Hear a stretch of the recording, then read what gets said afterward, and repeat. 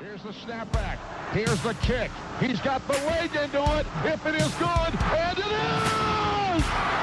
Austin Starr, a 49-yard field goal, and Indiana leads 27-24. Oh, it's an end around one to throw. Page looking at the quarterback, and it's a touchdown! Page finds Leno! Penix rolling out of the pocket to his strong hand. Delivers deep down the field. Caught, touchdown! Fried Fogel again.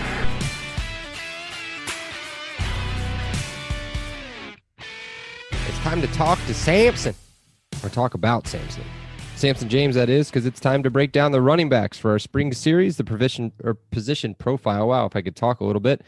This is the LEO podcast, and I'm your host, Michael Bragg. You can find me on Twitter at Braggley. That's at BRAGGLEY.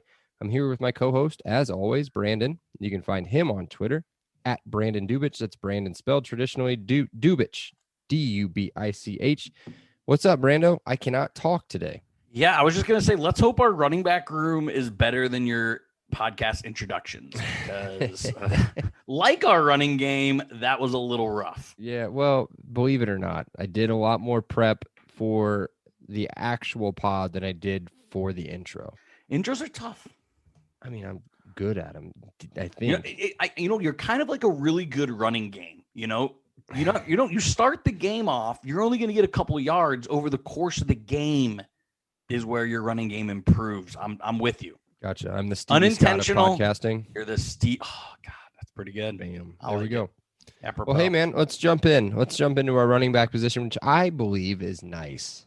Not great. Not like South Park 69. Nice. But it's solid. Yes. Solid with an S. An Yes. S like Samson. So what we do on this, just a quick reminder, we'll get into kind of what we are saying is the spring depth chart, or the depth chart going into the spring season, which we are finished with, I believe. Today was the last practice, maybe? Don't they have a scrimmage on Saturday? Or maybe they have a scrimmage Saturday. That's right. Saturday, It's the last week, at least. So correct. We've got the depth chart, what we think is the depth chart. We'll talk about the incoming freshmen for the 2021 season, or anybody else that's incoming that may affect that position. We will talk about anybody who we believe is going to start, what we think he's going to do, and then anybody that we may or may not be recruiting. So let's get into it. The depth chart should be pretty easy for number one. I talked about him in the intro. You would hope so. You touched on it last podcast. I mean, he's our number one rated offensive recruit of all time. Samson James has everything. He has the size. He has the speed. He can catch and run. He has everything you want from a 3-down number one back. With Stevie departing for the NFL, which I think Stevie makes as a third running back, or at least he's very. I think he makes a roster. How do I so practice my team, squad? The Colts, God, I'm not an don't NFL have team. a team. The Colts don't have a player like this. They barely have a team. Okay. Super Bowl favorites, but that's fine. What I've seen a lot of people compare him to is like somebody like a Gus Edwards or like a Jordan Howard. I mean, somebody that's a goal line poacher. I think he's perfect for that. I disagree. I mean, again, his pass catching was above the line. If we're going to stick with NFL Mike Tomlinisms, it was above the line. I mean, he didn't drop passes. He wasn't a complete liability. I think Stevie Scott's going to go down as an underrated Hoosier. He should be. I'm not going to say he should start in the NFL, not immediately. No. But I think he's a good number two. He's a good complimentary short yard back. Yeah, absolutely. But let's talk about who's on the team now. So Samson James, you talked about him. He's going to be a junior in this upcoming season. How do I get into this? This kid is, for me, he's very exciting. Very exciting. Like, I see literally the sky is the limit with him. And that's not based off of his recruiting. That's what we saw in the one game where he played every single down as a number one running back, was against Purdue, and he was unstoppable. Like, carrying people for yards and yards and yards, busting through holes. He's quick. He can run you over, but he can run around you at the same time. The kid is big too, dude. He's 6'1", 220 on the official roster. I bet you he puts on a few more LBs. Maybe he grows an inch. I don't know how it works anymore. I'm old. I'm 34. Do you still grow in college? I don't remember. So the kid is crazy good. But if I remember right, freshman year, a couple injuries every now and then, a little, I think some nagging ankle injuries and stuff. And then last year,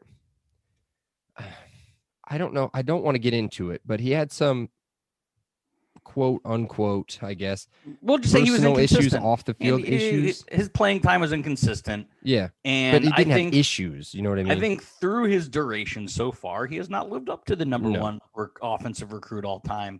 But it's time. This is the year. Correct. Our running game, for as good it was or bad it was, depending on time of the year over the last 2 years, wasn't because or in spite of Samson James. Yeah. He was pretty irrelevant to the running game output, sans the Purdue game where he put the team on the back and won the bucket for us. Yeah. Yeah. And that's what I keep going to. That game, that is what he could be. He could be a 150, 200-yard focused back if our offense ever gave a shit about running. Yes. He doesn't need to be that. He needs to be 15 carries, 4 yards a carry. That's it. 60. If he gets 60 to 80 yards a game for us, we're going to win a lot of games. Like if the defense has to at least consider the thought of a draw or a pitch to the outside or something, if they have to at least have the linebackers in the backfield look at it, that opens things up so much. He doesn't need to be that 100-yard, 120, 150-yard guy. He doesn't need to be. The offense isn't set up for that. And I think for what we're going to need out of him, he can absolutely do that. Sure. So I want to disagree with you, but I want to hear your answer on this next. So if he's not going to be a 100-yard rusher per game, which I would think he needs to be, or pretty close to, like maybe upper 80 to 100 yards a game. So that and I think that's what he wants to do. Okay. This is good podcasting because we actually finally disagree. Well, I'm not even really disagreeing with you, but let's jump right in. Let's transition right into who we think is number 2, or who I think is number 2 is my boy. Let's stay on this. So I want to hear what you have on this. Okay. If you think Samson's just going to get 60 yards a game, are you giving 40 yards a game combined between, let's say, Tim Baldwin and David Ellis? Ding. I think you see a 60-30-10 Okay. kind of split in the backfield. With Samson James, like I said, getting about 15 to 20 touches. Tim Baldwin getting anywhere from 5 to 10 touches. And then David Ellis, your trick play, screen, whatever you want. Yeah. If he touches the ball more than 5 times, I haven't bought into the David Out Ellis of the hype backfield. train. Out of the backfield. Correct. Okay. So yeah, I'm really looking at not a true running back by committee, but a defined 1, 2, and 3, but again, a 60-30-10 split of touches. So right there, I just explained 30 touches. If Samson James is going to be that workhorse back, 25 touches a game, then he better be getting 100 total yards. But I don't think he needs to be that, and I don't think IU and Nick Sheridan are going to ask that out of Samson. So here's what my thought is. I think that you saw a lot of David Ellis last year because of Samson James's issues. I don't want to keep doing this because he wasn't there. We'll just say because he wasn't there. So you saw David Ellis a lot in the backfield. I think you'll still see him in the backfield, but I think strictly like outside plays, a toss, swing pass, something like that. Tim Baldwin is, I've said it, and I did not look at his stats at the end of the year after I said it, but I said he's an All-American in the making, and I'm pretty sure his first or second, third pod, somewhere in there. This kid is like, he's built, he's got the build for it. He's going to be behind Samson for 2 more years, but he'll be a sophomore next year. He's quick, so you have that powerful dude at number 1, but Samson's different than Stevie because he can break it. Stevie would break those every now and then, but he would get caught at some point. And that's not a knock on him. That's just not the person that he is. He's not a speed back. And we haven't had that in a while. We haven't had that No. since Tico. I would say Divine did that a little bit. No, I would say he had that. I don't remember of a Divine run over 20 yards. Oh yeah, I'll send you some YouTube clips. Yeah, some good ones. But either way, I think you're right. I mean, if you're talking like 90 yards outside against Ohio State speed, that's Tim Baldwin. We haven't had that since Tico. And so he's not the same guy either. He's not the same build either. He's 6 foot 211 listed on the official roster. I mean, Tico is 6'4", 6'2", 6'3", somewhere in there. Yeah, he's a big huge back. So NFL body. Yeah. Yeah, and that I mean, I named my dog after him. I love that kid. But either way. Again, so he only had, I have his stats pulled up here. I mean, so this is only looking at rushing. I couldn't find receiving. 22 for 141. I mean, that's pretty good. I mean, that's phenomenal. Yeah, I have 6.4 yards per carry. 22 touches across 9 games. 7 and 2. Is that what he played in every game? I want to say. Right. So let's just say 9 games. 22 rush attempts isn't enough. I mean, that's a little over 2 rushes a game. Yeah. That needs to be double or tripled for next year. Well, now for him, just as his defense, he was behind Stevie Scott, number 1, and he was a hard number 1.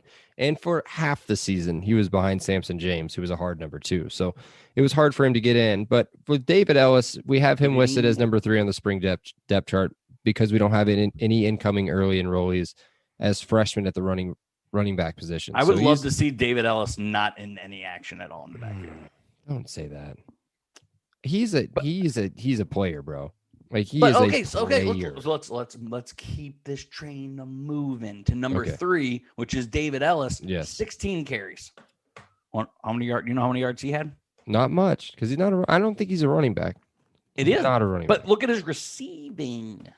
11 catches, 137 yards. But how many of those came straight out of the backfield, like as a swing pass? You know what I mean?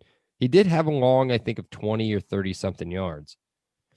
I think you got to give one of the freshmen we have coming in, and we'll cover that here. We'll talk about them because I love both of them. Yeah, a lot. I mean, David Ellis is again. I think he can slide because we're only going to get 1 year out of Matthews at the slot. So I think Ellis is the number 2 in the slot, and I think you groom him to be your 2-year starter, your WAP. Yep.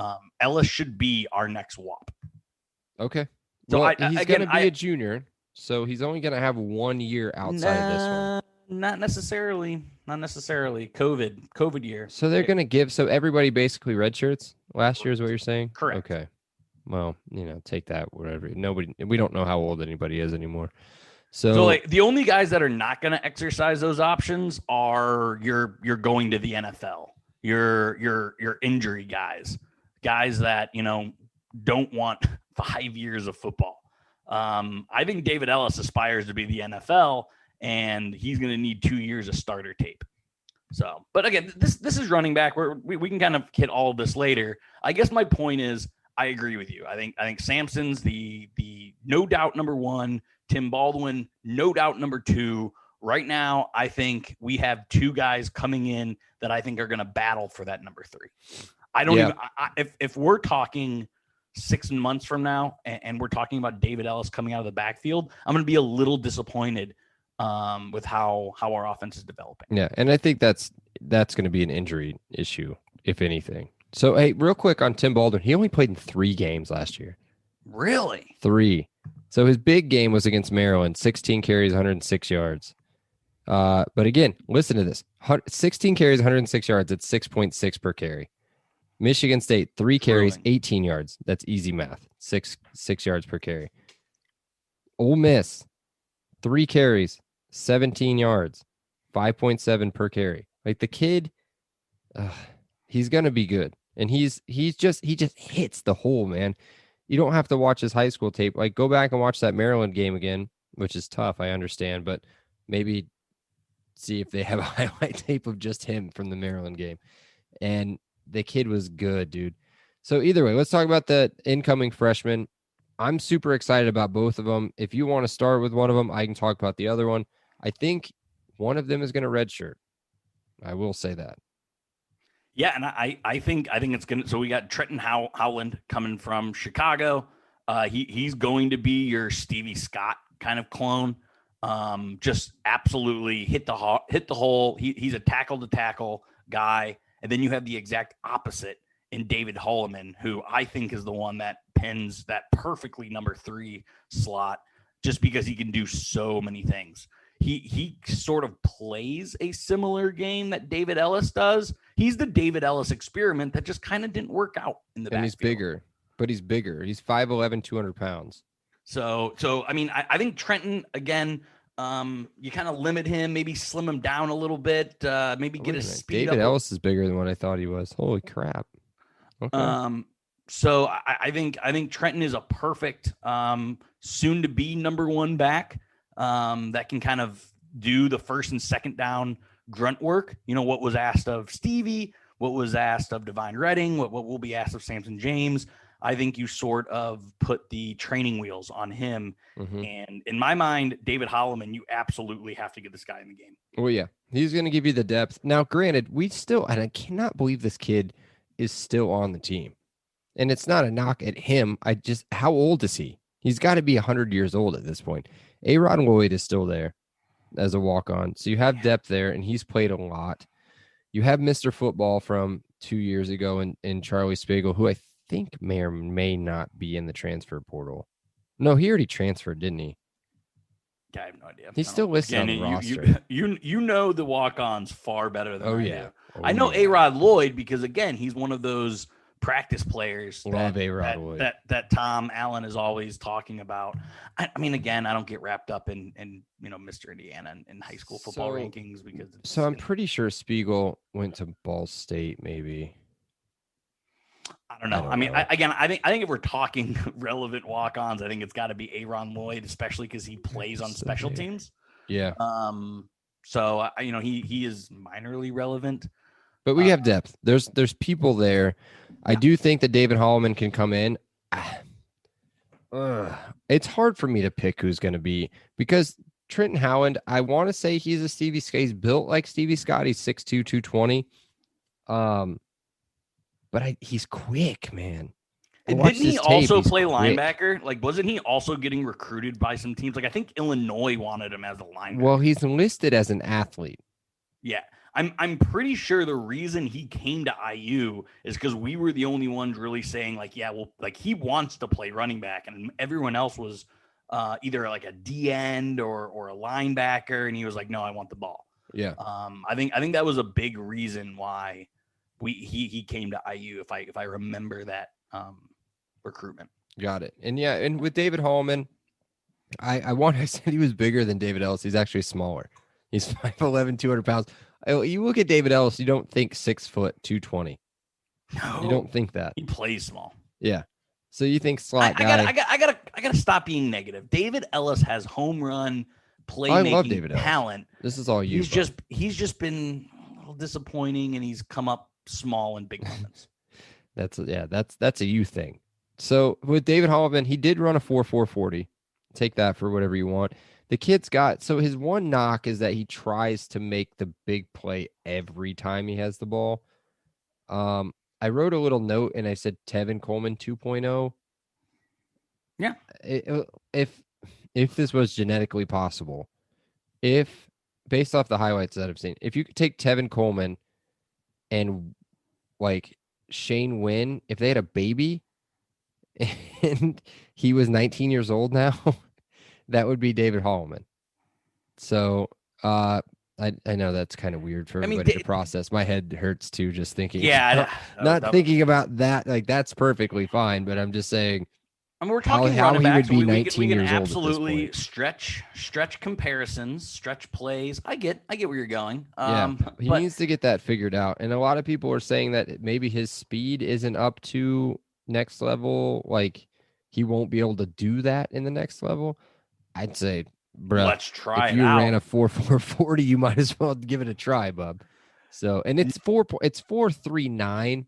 I rounded it up.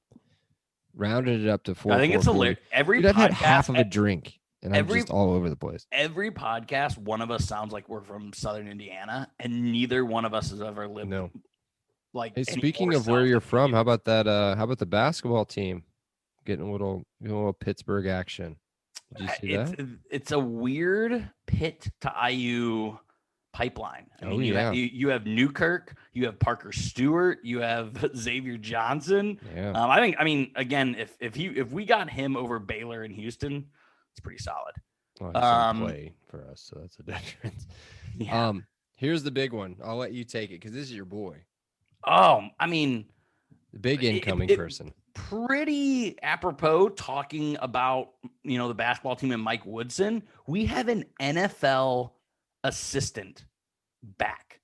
The NFL assistant who can flash his Super Bowl ring in people's living rooms. Yeah. He can talk about putting players in the NFL like Tevin Coleman and Jordan Howard. He can talk about what he did with an under-recruited Divine Redding. Under-recruited Tevin Coleman too. Yeah, I mean, again, so the value he is going to bring at all three levels, at recruiting, at developing, and at play calling. I mean, these are running backs in a Kevin Wilson system. This is a fast-paced, quarterback-driven system that he was able to churn out running back. So I'm excited for the long-term possibility of Howland.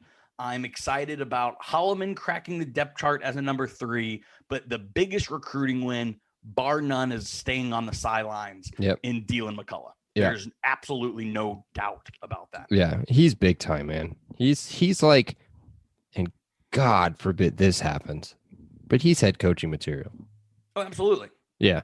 So I was reading while you were talking, I was reading through some of Tom Allen's notes from today after practice when he was talking about today. About Dylan and what his impact is on Samson James, and I think that's big time. That's why I was like, you really think he's going to run for 60 yards a game? I think when you think number 1 running back, that's what you're going to think of. You're going to think just Samson James, and then you got a little bit of Tim Baldwin. Remember when you had, was it Tevin and then Divine backed him up? That's right? No, Jordan was after. Tevin Coleman? Yeah. Nah. Jordan was after Divine, I think. Either way. Whoever his backup was. Stephen Houston, I think. I want to say. Either way. But you're gonna have a stud number 1 with a really good understudy who, when the number 1 goes, you've got an immediate fill-in. Yep. And I'm not comparing Tevin Coleman and Divine Redding, but if you compare their college, Divine ran for 1,000 yards. I think dude, I'm telling you, they were at the same time. I'm going to look it up. Go ahead. Yeah. While you're looking that up, again, I think, and this kind of gets into, a next segment. So I'm going to be jumping up a little bit in recruiting buzz. There is no recruiting buzz right now. I think a little bit of that is Dylan McCullough needs to get his grasp of who's out there. So I think that has a little bit with it, but very similar to quarterback. I mean, we have a sophomore or a junior in Samson James that we think can be a 2-year starter. We have Tim Baldwin, a sophomore, who you just mentioned is a fantastic understudy. And then we have 2 other guys coming in as freshmen. Our running back room, it has no holes. You have 3 down backs, you have specialist backs, you have goal line backs. I mean, there isn't a glaring need for, we need to get a scat back, or we need to get a pass catching back, or we need to get a goal line back. This running back room, is just oozing talent. And while I think we all agree that the running game lacked results, Stevie ran hard, and what Dylan McCullough is going to bring to that room, he's going to maximize the potential. And the studs we have, maybe not studs, the potential we have in that room and what Dylan can do with it is very exciting. Very exciting. So you were right and you were wrong. You could have So just in stopped at the right. I mean, 2014 was the year that Tico ran for 2,000 yards, and that was Divine Redding's freshman year or sophomore year, I want to say. he was He irrelevant. barely ran. But then in 2015, that was the year I was thinking of. That was the Jordan Howard year. He ran for 1,200 yards, and his backup, I can't even say it was his backup. He had 30 more carries. Also ran for 1,000 yards. Yeah, Jordan was Divine banged up Redding. that whole year at the end of the year. Well, yeah, believe me, I went to that fucking Pinstripe Bowl game. Could have used you. Could have used you there, Jordan. Could have used a referee with 2 eyes as well to see if the kick ball was good. over the top of the goalpost, but it's fine. How is that not a reviewable play? It's I don't want to talk about it. I all literally scoring plays. cried, bro. I cried. You've seen me in some bad situations with games. I sat in Yankee Stadium, which number 1, hate it. Okay, hated being in Yankee Stadium. Number 2, Everything sat about the down and Northeast cried. stinks. Well, let's Like, not do this. Let's not. I'm not trying to die. I It's mean, okay. choose Boston a was place. okay. The city of Boston was okay. You wouldn't live there. Probably not. Cost of living stinks. Weather stinks. People stink. Food stinks. There's no positive. They've got the best pizza. I do like. So you do like New York style? I don't even know. Yeah, Yeah, I'm a New York style over Chicago style. big New York style guy. Yeah, me too. Pizza's fine, but you can get New York pizza everywhere. You can get pizza anywhere. This is a any 19 pizza's fine. I don't care what it is. 20s, you can get pizza no matter what. Yeah. Yeah. I've Okay. never said no to pizza. Did we talk? Okay. I can't remember which way we were doing this, but let's go ahead and get a word from our sponsor since we've hit a little bit of a wall here. Our sponsor. Who do you think it is? As always, it's the Monon Track Club. That's right. Everybody's screaming in their car. It's the Monon Track Club. Hey, you What's- idiot! Yeah, that's right. Yeah. Well, they're Indiana's running brand. They're built on a deep love for the sport in the Hoosier State. Craft products tell stories and create experiences that to aim to celebrate, support, and add to Indiana's running culture. I'm not even going to ask you because I don't like running either, but do love sick hoodies, t-shirts.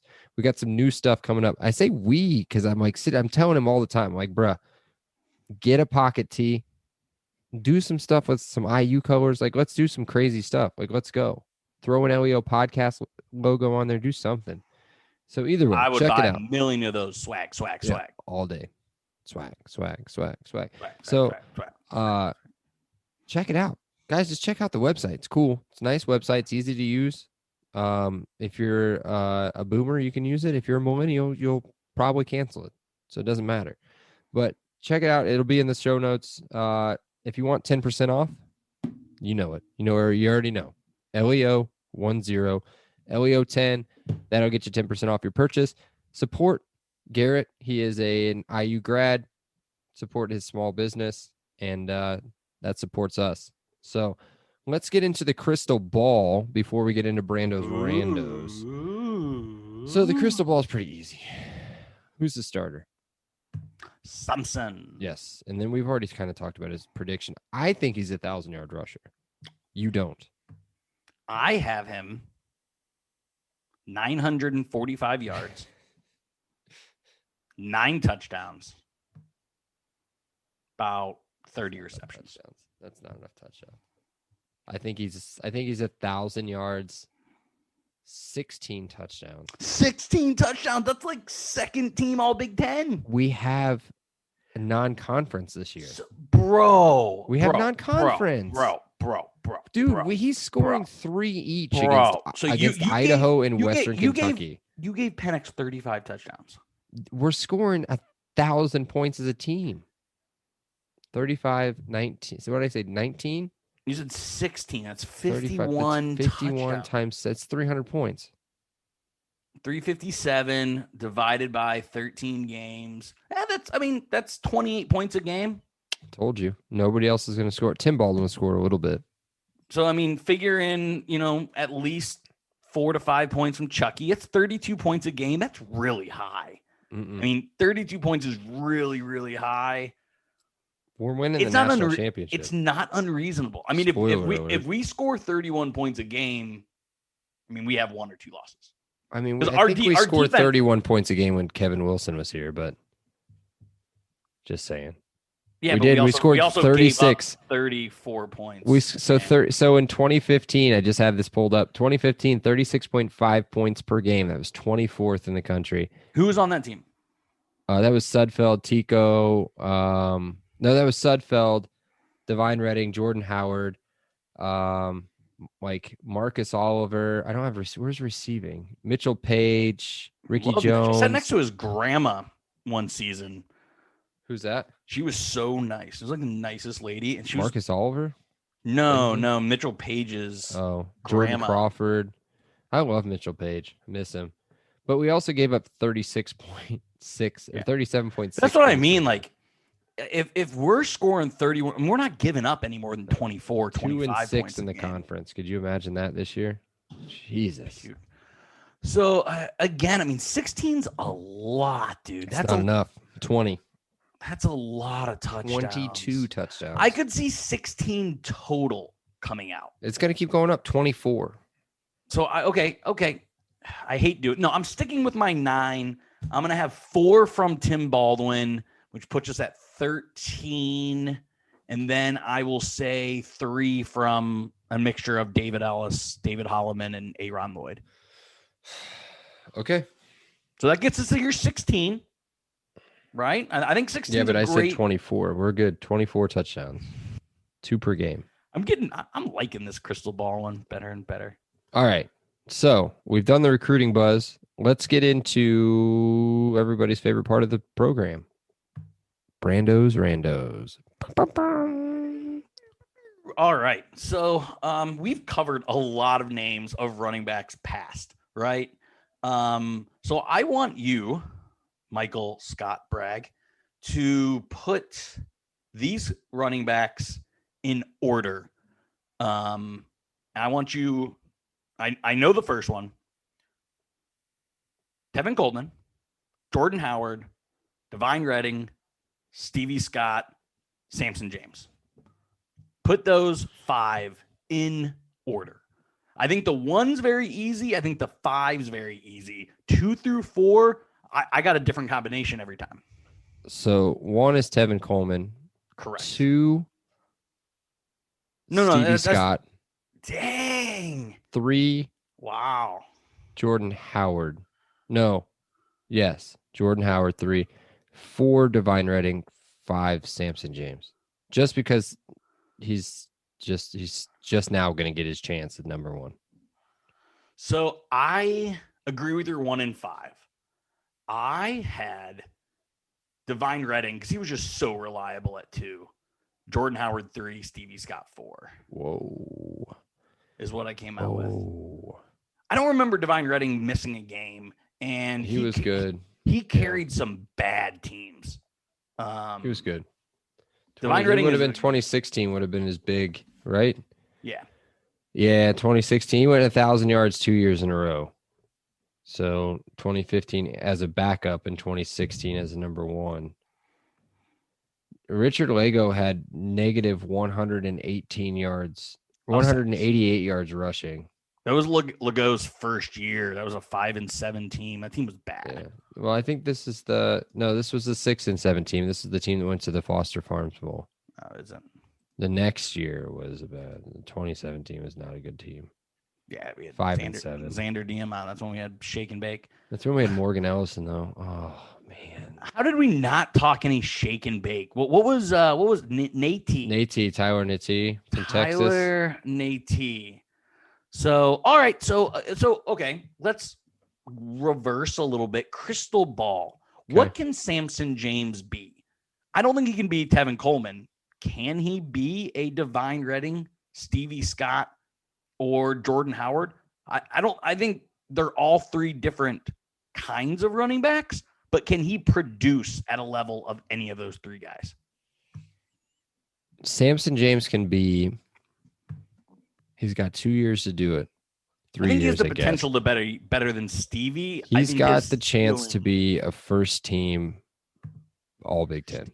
First team. Yeah. They give 2 running backs. Yeah. First team, right? Yeah. Man, I see second team as his ceiling. But I think you're really underestimating Sam. If he can stay healthy. I think Tim Baldwin is first big team time written all over. Well, he's an All-American, so of course. That's awesome. What's next? Position grade. Okay. Oh, you only 2 Brando's Randos today. Only two. Oh. Only two. Yeah. Okay, position grade. I can go or you can go. It's up to you. I already know what you're gonna say. So, Okay. because next time, dude, listeners, he makes all the notes. He does all the preparation. He does 95% of the work. Follow him. Don't follow me. We already know this. I already know what his grade's gonna be. He already spoiled it. So, boo that guy. And I'm going. I saw yours, and it's influencing mine.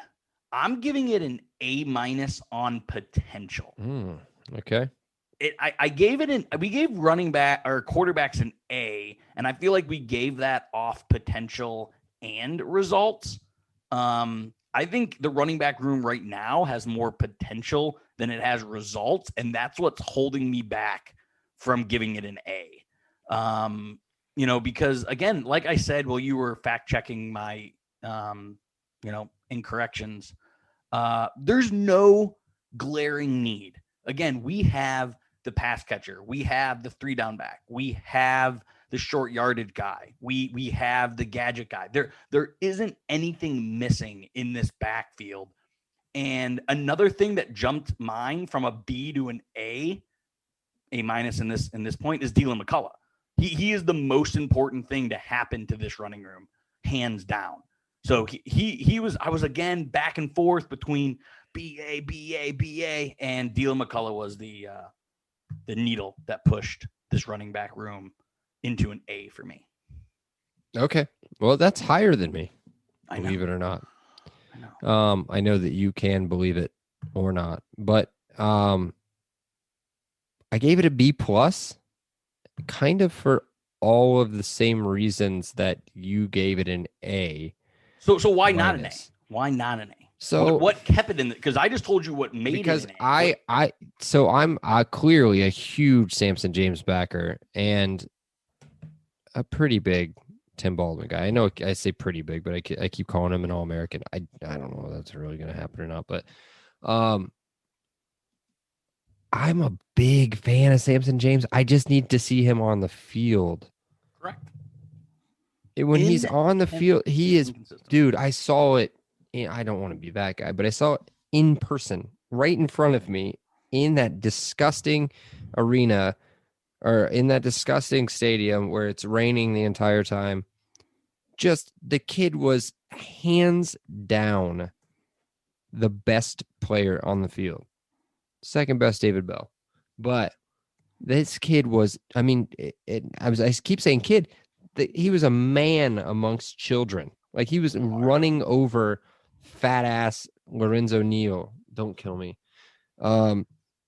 And taking that Barnes dude the only reason I know him is because he's really good and carrying him 20 yards down the field. Like the kid is awesome, but I need to see him on the field for a full season. If he's there for a full season, it's an A+ team. Can you imagine if you were going into this year and Xander Horvath was your number one? I can't say anything, dude. He fucking tore us up. Doesn't matter. He stinks. Well, yeah, but he tore us up, so it's hard for me to say. I'm looking at their running back room. Too much shit. Oh my god, their running back room. What do they got? Some quarterbacks in there? Bad. Oh man, I'm so glad Seth's not here. I forgot to invite him. That's the only reason he's not here. Because he would not like that talk very much. But we do a better show when we have our producer. But he's from Purdue, and we need to take him in doses. He's like he's from Chicago. If you ask him, he's from Chicago, but he went to Purdue. Cool, man. That's it. Next week, you want to do running backs and tight ends? I'm going to spend 30 minutes on TJ Ivy alone. So we can split it up. We can't do tight ends by itself.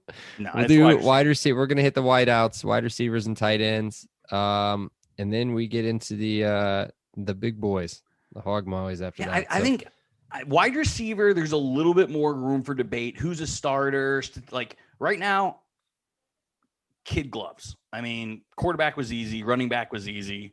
Yeah. Wide receiver will be a little bit more of a challenge. Tight end, I mean, it's obvious. Peyton Hendershot's the one. But defense is going to be fun because I think there's going to be quite a bit of debate of who we think's better, who's going to have the bigger season. So if you're listening to us, bear with us. I think this is really fun. I'm having a good time. But I think when we get to the defensive side of the ball, that's when things get a little interesting. Oh yeah. All right, man. Well, we will chat next week. Next week, same time. All right, Elio. Elio. Awesome day. Elio.